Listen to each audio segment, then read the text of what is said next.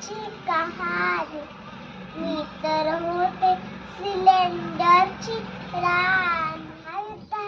गेले हाल सिलेंडरच्या लाईनी गाय झालेला मी तुकडा माणूस व्हायला आता सुकडा चिताची कुठत आता मिळवला.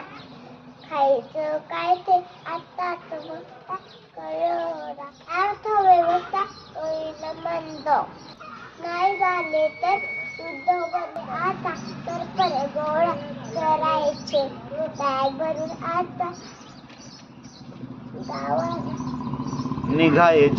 निघायचे पेटून आता पोटभर खायचे. गावाला जाऊ निवांत आता राहायचे. लाईक करा, सबस्क्राईब करा, कमेंट करा. धन्यवाद.